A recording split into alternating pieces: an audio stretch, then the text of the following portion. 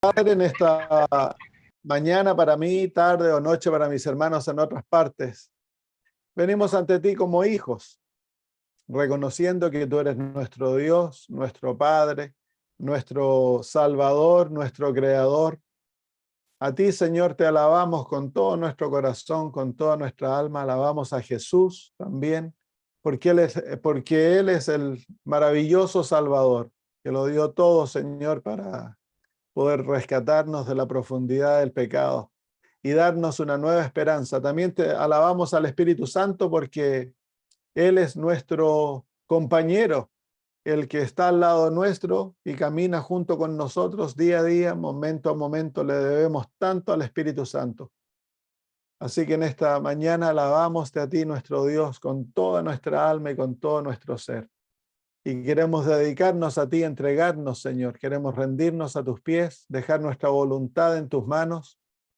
Pedirte, querido Señor, de que tú hagas tu voluntad en nuestras vidas, que nos tomes, nos crucifiques con Jesús y que tengamos el gozo, Señor, de tener una experiencia en la cual nosotros no vivimos, sino que es Cristo Jesús el que vive en nosotros. Querido Señor, al estudiar tu palabra, queremos pedir que nos guíes a la verdad, nos des sabiduría, entendimiento, que nos permitas, Señor, ver las cosas espirituales espiritualmente, Padre. Que tu Espíritu Santo, Señor, nos atienda y Él nos guíe toda la verdad y sea el profesor que nos guíe, Señor, y nos enseñe. Así que como estudiantes nos sentamos a tus pies para ser enseñados por ti. Y te agradecemos, Padre, porque tú nos enseñarás hoy en el nombre de Jesús. Hoy. Amén. Muy bien, hoy vamos a comenzar a ver un poquito acerca de la simbología del santuario, que es tan rica.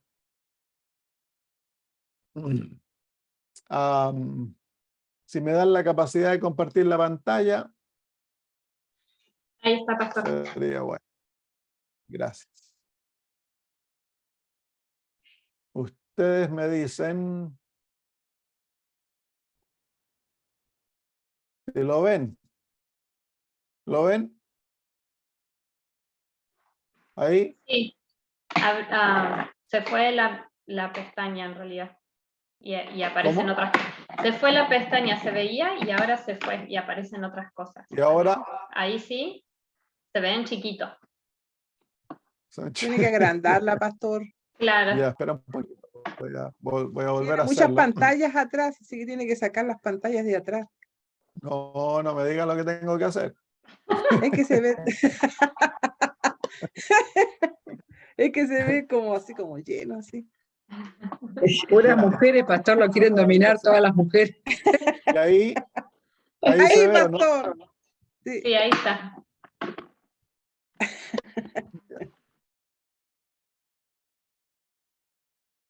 Ahí sí, ¿o no? No, ¿Se ve ahora grande o se ve chiquito? le puso el Tiene que reloj, bajar. pastor. Sí, le puso un reloj. Ya está. Entonces se fue al lado equivocado. Déjenme ponerlo acá y ver qué pasa. ¿No? ¿También? Ahí está pastor. bien, ahí está bien. Ahí está bien, ¿se ve lleno? Sí, se ve lleno. Sí, Sí. perfecto. Muy bien, entonces el santuario por naturaleza fue otorgado por Dios para enseñarnos acerca del plan de la redención. Es un sistema de enseñanza muy, muy rico y muy complejo, muy profundo. Es muy sencillo en su estructura, pero es muy profundo y complejo en su simbología. Hay material muy rico que podemos nosotros escudriñar y estudiar por mucho tiempo. Aquello. En el libro de Hebreos, el capítulo 9, los versículos 8 y 9, el apóstol nos da a entender un poquito de esto.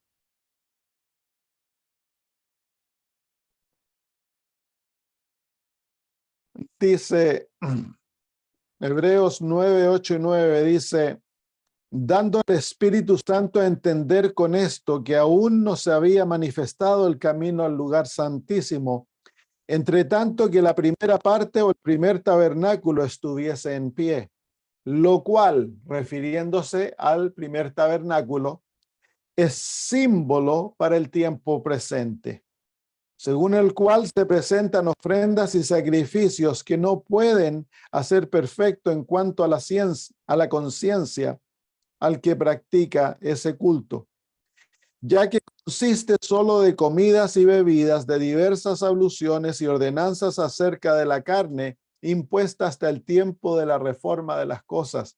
Pero estando ya presente Cristo, sumo sacerdote de los bienes venideros, por el más amplio y más perfecto tabernáculo, no hecho de manos, es decir, no de esta creación, y no por sangre de machos cabríos ni becerros, sino por su propia sangre entró una vez para siempre en el lugar santo, habiendo obtenido eterna redención. Así que el apóstol Pablo claramente nos dice que el propósito del primer santuario cumplía una función didáctica, una función de enseñanza a través de símbolos, dice el versículo 9, lo cual es símbolo para el tiempo presente.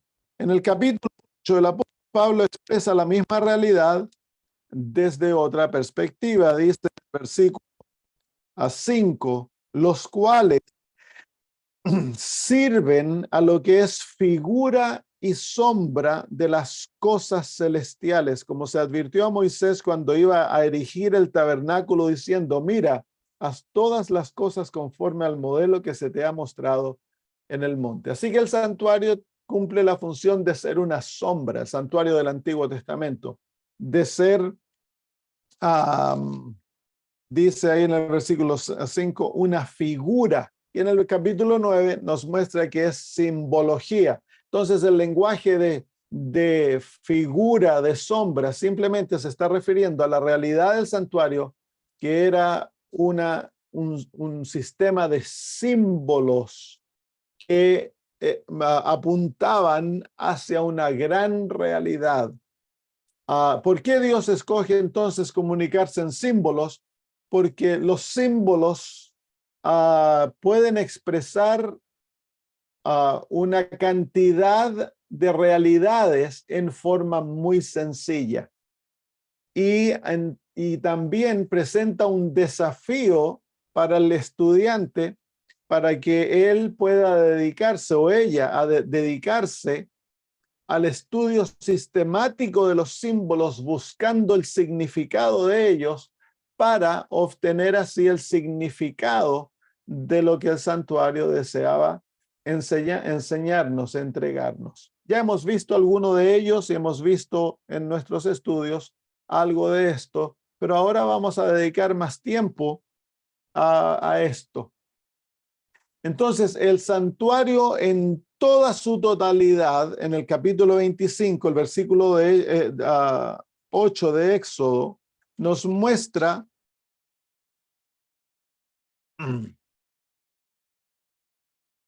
la razón principal por la cual Dios nos entrega al santuario. Capítulo 25, versículo 8.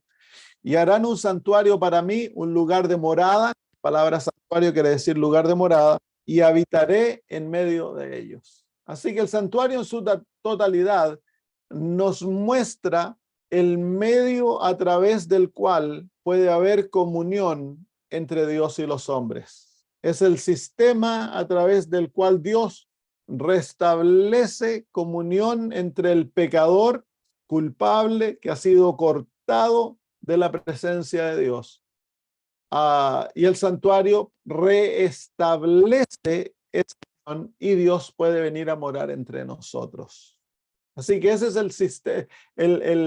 la razón principal de la existencia del santuario, el medio a través del cual puede haber comunión entre Dios y los hombres.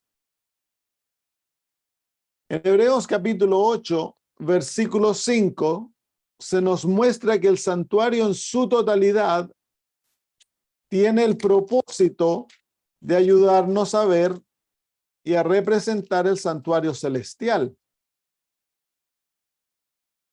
Capítulo 8, versículo 5 dice, los cuales sirven a lo que es figura y sombra de las cosas celestiales. El capítulo 9, el versículo 11, Pero estando ya presente Cristo, sumo sacerdote de los bienes venideros, por el más amplio y más perfecto tabernáculo, no hecho de manos, es decir, no de esta creación. Así que claramente en los capítulos 8 y 9 del libro de Hebreos hacen una comparación y un contraste entre lo terrenal y lo celestial, en lo cual lo terrenal era figura, simbología del plan celestial, de la realidad celestial que iba a venir en Cristo Jesús. Cuando Cristo viniese, el Mesías llegase, entonces lo terrenal iba a caducar en su función y iba a tomar entonces la labor de enseñar lo que nosotros no podemos ver de lo celestial. Versículos 23 y 24 del capítulo 9. Fue pues necesario que las figuras de las cosas celestiales fuesen purificadas así, pero las cosas celestiales mismas con mejores sacrificios que estos. Porque no entró Cristo en el santuario hecho de mano, figura del verdadero, sino en el cielo mismo para presentarse ahora por nosotros ante Dios. Así que claramente los versículos 23 y 24 nos muestran nuevamente la realidad de que el sistema terrenal era simplemente una figura, una simbología de la gran realidad del sistema celestial. Así que la primera función es mostrarnos que Dios ha establecido un sistema a través del cual puede haber comunión entre Dios y el hombre, y que Dios puede habitar entre nosotros gracias a este sistema. Nosotros lo llamamos el plan de la redención. Entonces, el propósito del santuario es mostrarnos, revelarnos el plan de la redención, y lo hace a través de símbolos. El plan de la redención es la gran realidad que Dios ha creado para que Dios y el hombre puedan habitar juntos y el hombre pueda ser reconciliado con Dios. Así que el santuario terrenal nos muestra la gran realidad que lo llama el santuario celestial, que es el verdadero plan de la redención. Primera de Corintios 6, 19 nos muestra otra realidad que en la simbología del plan del santuario revela. Capítulo 1 de Corintios 6, 19. ¿O ignoráis que vuestro cuerpo es templo del Espíritu Santo, el cual es vosotros, el cual tenéis de Dios, y que no sois vuestros?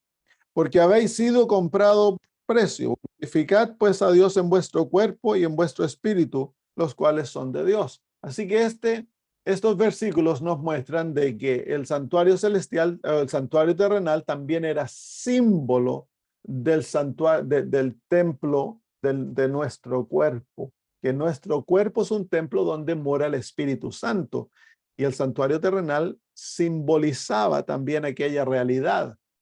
Efesios capítulo 2. Efesios capítulo 2.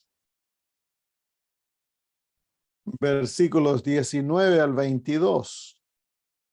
Así que ya no sois extranjeros ni advenedizos, sino conciudadanos de los santos y miembros de la familia de Dios, edificados sobre el fundamento de los apóstoles y profetas, siendo la principal piedra del ángulo Jesucristo mismo, en quien todo el edificio bien coordinado va creciendo para ser un templo santo en el Señor, en quien vosotros también sois juntamente edificados para morada de Dios en el Espíritu.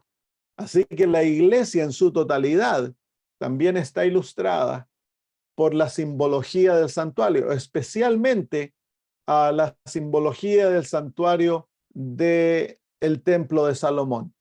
Se aplica más directamente a la construcción, a la edificación de la iglesia a través de las edades. Apocalipsis capítulo 1, versículos 13 al 16 y capítulo 21 y versículo 22. Nos muestra otro aspecto de la simbología del santuario. Apocalipsis 1, 13 al 16 dice, y en medio de los 7 candeleros, a uno semejante al Hijo del Hombre, vestido de una ropa que llegaba hasta los pies y ceñido por el pecho con un cinto de oro. Su cabeza y sus cabellos eran blancos como la blanca lana, nieve, sus ojos como llama de fuego, y sus pies semejante al bronce bruñido, refulgente como un horno, y su voz como estruendo de muchas aguas. Tenía en su diestra 7 estrellas, de su boca salía una espada aguda de 2 filos, y su rostro era como el sol cuando resplandece en su fuerza. El lenguaje usado, escogido por el apóstol Juan para describir a Jesús ahí, es lenguaje que viene del santuario. El bronce bruñido, el fuego, las 7 estrellas, el blanco de su cabello, sus ropas blancas, el oro de su pecho. Todo eso es lenguaje que viene del santuario. Jesús está siendo representado como el sumo sacerdote, pero a la misma vez Jesús mismo está siendo descrito en el lenguaje del santuario. Si lo vemos, por ejemplo, dice el versículo 13, vestido de una, dice, y en el medio de los 7 candeleros, a uno semejante al Hijo del Hombre. Jesús está de pie en medio de los 7 candelabros, o del candelabro de 7 brazos. Está cumpliendo la función sumo sacerdotal, que es de ver que el candelabro tiene suficiente aceite y que las mechas están bien atendidas para que pueda brillar y dar luces. Era la primera obra que hacía el sacerdote cuando comenzaba su ministerio dentro del santuario en la mañana. Dice, vestido de una ropa que llegaba hasta los pies y ceñido por el pecho con un cinto de oro. Luego dice, su cabeza y sus cabellos eran como blanca lana. El blanco es símbolo del atrio, de las cortinas del atrio, símbolo de pureza, de santidad, como nieve. Sus ojos como llama de fuego. Es la primera visión que tenemos de llama de fuego. ¿Dónde hay fuego dentro del santuario? Si ustedes ven a Jesús de pie y se imaginan que su cabeza es la parte del santuario que tiene que ver con el lugar santísimo, la cortina que separa el lugar santo y el lugar santísimo. Sus ojos entonces tienen que ver con el fuego que se encuentra en el altar del incienso. Y luego dice, sus pies como el bronce bruñido, refulgente como un horno. ¿Dónde encontramos fuego? En los pies, que sería el atrio. ¿Dónde encontramos fuego? Que está en algo de bronce. Es el altar del sacrificio. Así que el apóstol Juan nos describe las 2 partes de fuego, el altar del incienso y el altar del sacrificio, que están íntimamente ligados en el sistema del santuario, porque es el fuego del altar del incienso que provee fuego el fuego del altar del sacrificio que provee fuego para el altar del incienso. Y el apóstol Juan los une en la descripción de Jesús. Dice luego, sus pies semejante al bronce bruñido, refulgente como un horno, y su voz como estruendo de muchas aguas. ¿Dónde encontramos agua? En el santuario, en el lavacro. Así que aquí el apóstol Juan está describiendo ahora a Jesús, describe sus pies, el altar del sacrificio, luego asocia la voz de Cristo con el lavacro. Y luego dice, tenía en su diestra 7 estrellas. ¿Dónde encontramos 7 luces? Ahora estamos en el lugar santo nuevamente y en la diestra de Jesús se encuentran las 7 estrellas, símbolo del candelabro de 7 luces. Y salía una espada aguda de 2 filos de su boca. ¿Dónde se encuentra el símbolo de las Sagradas Escrituras de la espada de 2 filos en el santuario? Bueno, se encuentra al frente del 7 candelabros, que es la mesa de los panes de la proposición, es símbolo de la palabra de Dios. La espada de 2 filos y los panes proveen exactamente el mismo simbología, que es la palabra de Dios. Nuevamente nos dice ahora, y su rostro era resplandecente como el sol cuando resplandece en su fuerza. ¿Dónde encontramos una luz que resplandece con la fuerza del sol? La Shekinah, en el lugar santísimo. Así que Cristo Jesús es descrito por la simbología del santuario. ¿Qué nos está tratando de decir el apóstol Juan? Que Cristo es nuestro santuario y que el propósito del santuario es describir a Jesús, es revelarnos a Cristo. Ese es el propósito mayor del santuario, presentarnos una revelación de Cristo Jesús. En los versículos capítulo 23, ¿dónde estoy? En el capítulo 21 y el versículo 22 se nos da otra alegoría en cuanto al santuario. Capítulo 21, versículo 22 dice, y no vi en ella templo, porque el Señor Dios Todopoderoso es el templo de ella y el Cordero. Así que el propósito también del templo en la tierra es presentarnos a Dios en su totalidad. Y lo vamos a ver así, tanto en el lugar santo como en el lugar santísimo y en el atrio se presenta a la Trinidad. Vemos a las 3 personas de la deidad siendo reveladas a nosotros. El objetivo principal es revelarnos a Cristo porque Él es nuestro Salvador. Él es el camino a través del cual podemos ser unidos a Dios. Pero también el santuario nos revela a la deidad, al Dios nuestro, que es un Dios triuno, el Padre, el Hijo y el Espíritu Santo. Muy bien, así que el santuario cumplía una función didáctica. Los israelitas aprendían del plan de la redención y ellos lo único que tenían que hacer era mirar los servicios, mirar lo que ocurría ahí y meditar en aquello para que el Espíritu Santo era como una Biblia abierta. Ellos no tenían los escritos que nosotros ahora tenemos, que nos dan tanta luz. Ellos tenían que a través de la oración, de la meditación y del escudriñamiento de aquellos símbolos ir descubriendo el plan de la redención que se revela en tanto lujo de detalles en este sistema. Vamos entonces a ver primero que nada el lino que conforma el atrio, el muro de lino que conforma el atrio. Vamos al libro de Apocalipsis, capítulo 19, versículo 8. ¿Qué representa el lino? Apocalipsis 19, versículo 8 dice, y a ellas se le ha concedido que se vista de lino puro, fino, limpio y resplandeciente, porque el lino fino es las acciones justas de los santos. Así que el lino representa limpieza, pureza y santidad, representa justicia que se revela en una vida justa.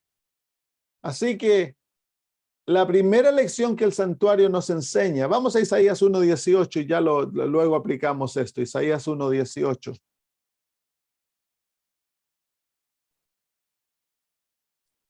Isaías 1:18. Venid luego, dice Jehová, y estemos a cuenta.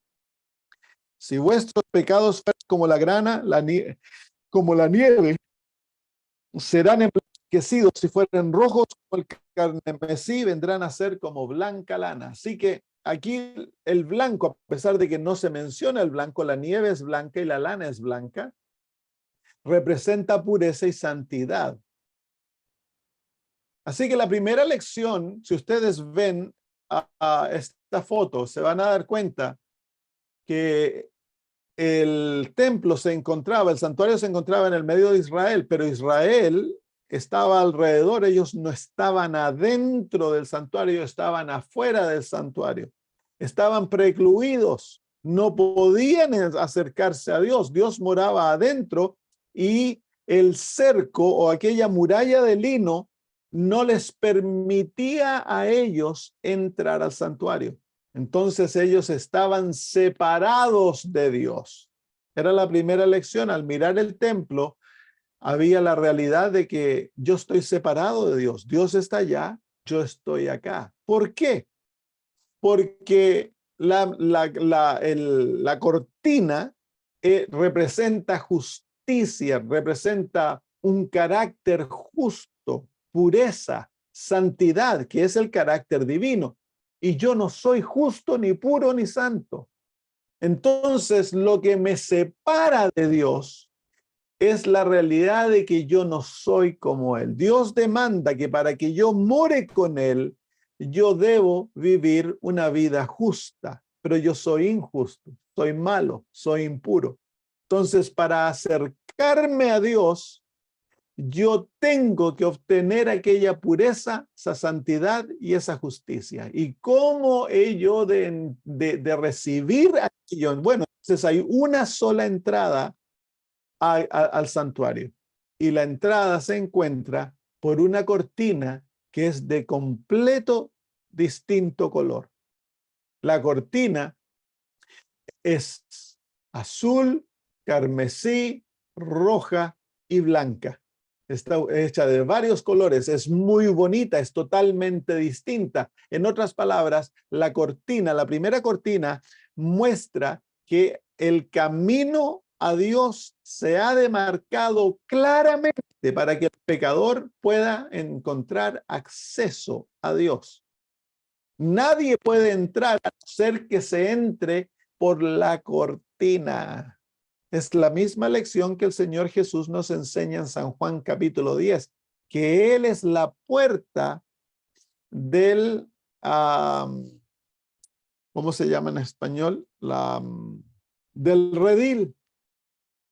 Y que si alguien entra al redil sin entrar por la puerta, entonces él es un impostor, es un ladrón, dice el Señor Jesús.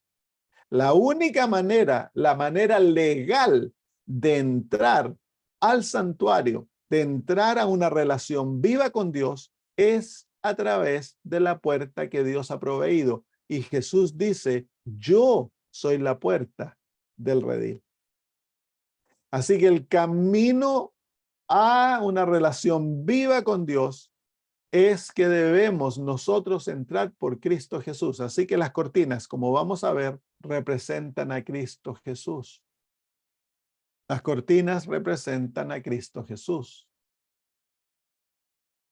Muy bien, así que como se ve claramente aquí en este dibujo, la cortina era una barrera entre Dios y el hombre. El hombre no podía simplemente acercarse a Dios por cualquier dirección. No todos los caminos guían a Roma. No todas las avenidas nos llevan a Dios. Hay tan solo un camino. El Señor Jesús dice, yo soy el camino, la verdad y la vida. La salvación se encuentra tan solo en Cristo Jesús. Si tú y yo no entramos por Cristo Jesús, la justicia, santidad y pureza de Dios precluye al pecador de venir hacia Él. La única manera en la cual el pecador puede venir a Dios y ser aceptado por Dios es que el pecador entre a través de Cristo al plan de la redención. Ahora, lo interesante es esto, que la misma cortina que te revelaba tu pecado y te mostraba que estabas separado de Dios, cuando tú entras por la cortina, cuando entras por la puerta, que es Cristo Jesús, ahora te encuentras adentro y rodeado por la cortina. Entonces ahora, entrar en Cristo Jesús, inmediatamente, pecador se encuentra envuelto en la justicia, la pureza y la santidad de Cristo, del carácter de Dios. Y ahora ya está unido a Dios. Se fijan, eso lo aprendemos mirando el santuario y también entendiendo el evangelio, porque el evangelio es la llave que nos da el entendimiento para el santuario.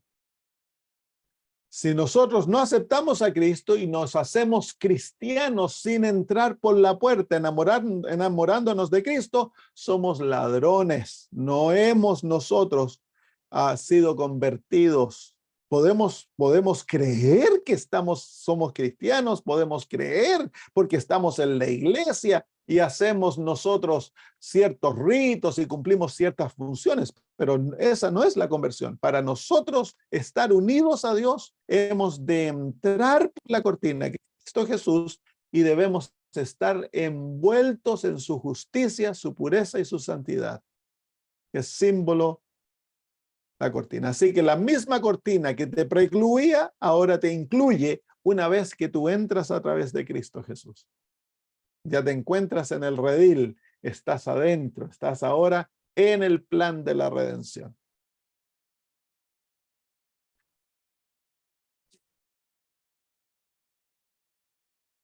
Muy bien, aquella cortina que es la puerta del santuario representa a Jesús, su cuerpo y su naturaleza. Vamos al Hebreos capítulo 10.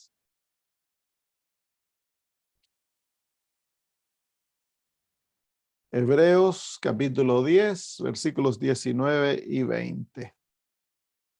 Así que, hermanos, teniendo libertad para entrar en el lugar santísimo por la sangre de Jesucristo, por el camino nuevo y vivo que Él nos abrió a través del velo, esto es de su carne. Así que, ¿qué representan los velos? Hay 3 velos. Está el velo del atrio, está el velo del lugar santo y está el velo del lugar santísimo. Los 3 velos representan exactamente lo mismo. Representan a Jesús, su cuerpo y su naturaleza.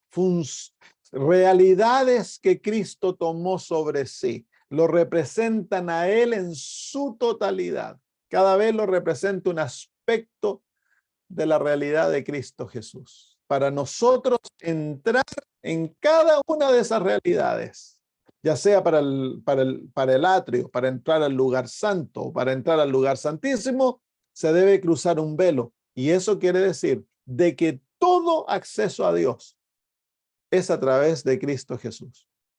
Jesús es el camino. Él es la puerta. Él es el velo que permite al ser humano que está precluido de la realidad de la salvación, tener salvación y ser unido a Dios. Y si tú miras el santuario te lleva de afuera, de estar perdido, a la realidad de morar con Dios en su misma presencia. Y te muestra cuáles son las experiencias que el pecador ha de experimentar para algún día morar en la misma presencia del Dios del cielo. Así que los velos representan a Jesús. La cortina representa su carácter. La cortina que forma el atrio representa su carácter de pureza, santidad y justicia. Aquello que no es tuyo, aquello que tú no eres, al entrar a través de Cristo Jesús al atrio, inmediatamente aquello que no eras, ahora se te ha sido otorgado y te envuelve. Por la realidad, para cruzar por aquella cortina, es la realidad donde tú eres atraído al plan de la redención por Cristo Jesús. Y entras en el plan de la redención a través de entrar a una relación viva con Jesús. Y lo primero que te encuentras al cruzar aquel velo, lo primero que te encuentras entonces es con el altar del sacrificio, que lo vamos a ver un poquito. Ahora la cortina que forma el atrio y la puerta misma está sostenida por pilares. Vamos a 1 de Timoteo 3:15. Primera de Timoteo, capítulo 3 y versículo 15.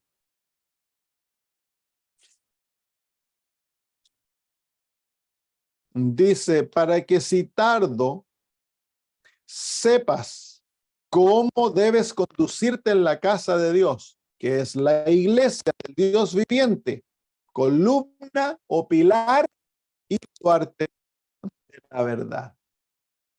Así que los pilares que sostienen aquella cortina que hace el atrio, los pilares representan a la iglesia, que es columna o pilar y baluarte de la verdad.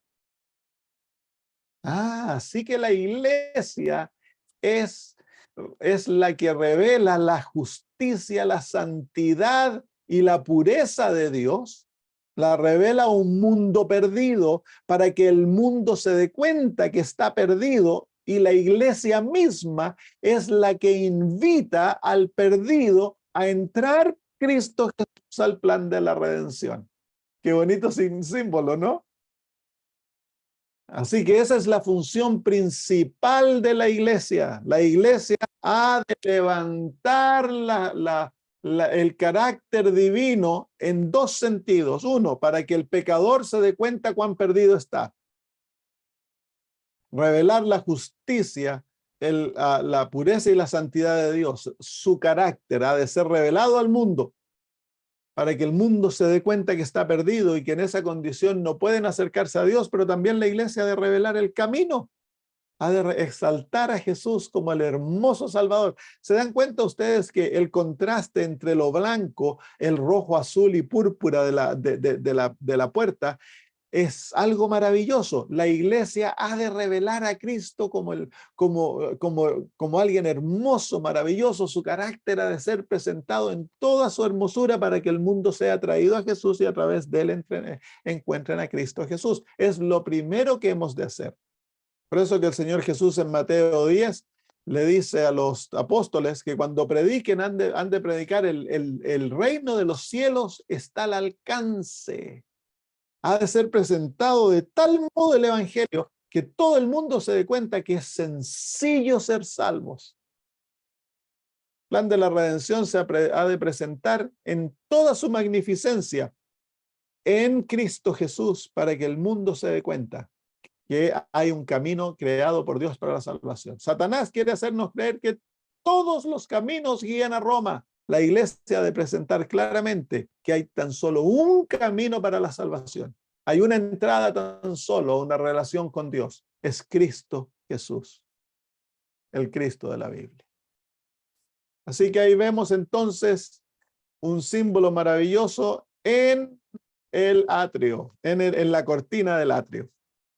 Es la unión que existe entonces entre la iglesia y el mensaje que Dios le ha dado de revelar su carácter al mundo, para que el mundo se dé cuenta que esté perdido, sienta necesidad de salvación, y la iglesia entonces exalte a Cristo para que invite al mundo a aceptar a Cristo y a entrar por Cristo a una relación viva con Dios. Todo aquel que no entra por Cristo es un malhechor, es un ladrón.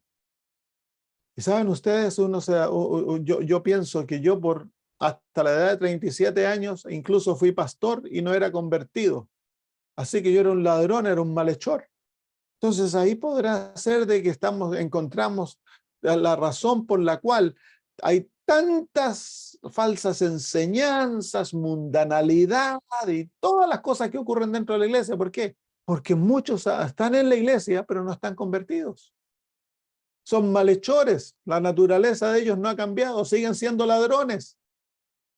Entonces son usados por Satanás. Dice que el instrumento más perspicaz de Satanás dentro de la iglesia para crear problemas es el que no está convertido, el que está sancochadito, medio convertido. Entonces debemos hacernos la pregunta: ¿entré yo por Cristo? ¿Me enamoré de Jesús? ¿Rendí mi vida? Como lo vamos a aprender cuando miremos el altar del sacrificio. lo he hecho, estoy convertido, he recibido la justicia del Señor, su pureza y santidad son mi seguridad o confío yo en mis obras. Salté yo por otro lado, entré a lo mejor porque conocí las profecías, porque acepté el sábado, porque bueno, aquí me hice amigos y me quedé en la iglesia, por tantas maneras que uno puede entrar a la iglesia. O entré porque me enamoré de Cristo y fui atraído por Él. Reconocí, me di cuenta de cuán perdido estaba y que necesitaba a Cristo para poder entrar en una relación viva con Dios. Si esa no es la razón por la cual yo soy adventista, entonces soy malhechor y ladrón, como dice el Señor Jesús. Y eso es duro. Pero es mejor reconocerlo ahora que tenemos oportunidad de salvación que darnos cuenta de eso muy tarde. Yo era ladrón y como pastor, a pesar de que el mundo, todos me querían y todo, no había sido convertido. Crecí dentro de la iglesia, no había sido convertido hasta la edad de 37 años. Fui realmente convertido cuando me entregué a Cristo de todo corazón y me enamoré de Él. Hasta ese punto estaba enamorado de la doctrina adventista. No había visto a Jesús en toda su hermosura. Entonces, esto es esencial. La labor de la iglesia es exaltar el carácter de Dios y exaltar a Cristo como el único camino a Dios y guiar a los pecadores a que se enamoren de Cristo y sean atraídos por Él. Muy bien, sigamos. Tan sencillo y sin embargo hay tanto significado, ¿no? El atrio. El atrio, cuando hablamos del atrio, es lo que está dentro de aquellas cortinas. Afuera está el mundo perdido. Adentro está el plan de la redención. Entonces, en el atrio, ya lo hemos visto, los elementos del atrio eran el altar del sacrificio y el lavacro. Son los únicos dos muebles que se encuentran dentro del atrio. Los elementos, el atrio nos muestra los elementos del plan de la redención que toman parte en la tierra, porque las dos grandes compartimientos del santuario son el atrio y el templo. El templo está dividido en dos, pero los dos grandes compartimientos son el atrio y el templo. El atrio es símbolo de los elementos del plan de la redención que toman parte en la tierra. Así que el atrio representa la tierra. El templo en sí, el santuario, la tienda, la carpa, representa a los elementos del plan de la redención que toman parte en el cielo. Así que el santuario es símbolo del cielo, el atrio es símbolo de la tierra. Y aquí entonces vamos a ver varias cosas. Simbolizado está el nacimiento de Cristo, su bautismo, su vida perfecta, su sufrimiento, muerte, entierro y resurrección, su ascensión y el derramamiento del Espíritu Santo. Está todo ilustrado en el atrio, representando a Cristo, por supuesto. Vamos a ver el altar. Nos quedan 2 minutos. Tengo que terminar rapidito hoy. Vamos a ver el altar. Hebreos 13. ¿Qué nos representa el altar? El altar del sacrificio. Hebreos capítulo 13, versículos 11 y 12. Porque los cuerpos de aquellos animales cuya sangre a causa del pecado es introducida en el santuario por el sumo sacerdote, son quemados fuera del campamento, por lo cual también Jesús, para santificar al pueblo mediante su propia sangre, padeció fuera de la puerta. ¿Qué representa entonces el altar del sacrificio? Representa la experiencia de sufrimiento y muerte de Jesús. Y hay muchos ritos o varios ritos que toman parte de lo que ocurre en el altar del sacrificio. Y aquí el apóstol Pablo se está refiriendo a que cuando habían ciertos animales que eran sacrificados en el altar y luego se llevaba afuera del campamento a ciertas porciones de aquellos animales. Y todo aquello representa la realidad de Cristo muriendo y sufriendo por nosotros. Cristo Jesús sufrió en dos lugares, si ustedes se dan cuenta. Cristo Jesús sufrió en el jardín del Getsemaní. Él sufrió eso dentro de Jerusalén o cerca de Jerusalén. Él se entregó en la noche, se entregó en el aposento alto, dio su sangre y su carne en el símbolo del jugo y del pan. Ahí se entregó, él sufrió, él se entregó dentro de Jerusalén. Y luego fue y sufrió en el jardín del Getsemaní afuera de Jerusalén y luego murió. Fue traído nuevamente dentro de Jerusalén, fue juzgado injustamente y luego fue sacado y fue colgado de un madero fuera de Jerusalén. Todo eso está ilustrado en el santuario, que él iba a padecer adentro y afuera.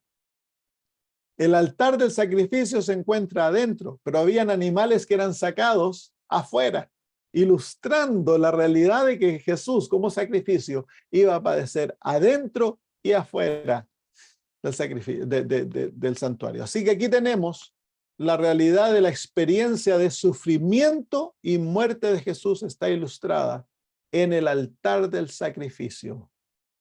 Muy bien, voy a tener que terminar aquí, queridos hermanos, porque en un ratito vienen a buscar este auto. Perdón que les tengo que cortar la historia. Se la sigo contando la próxima semana. No les voy a dar ni tiempo para hacer preguntas, porque me voy a tener que ir.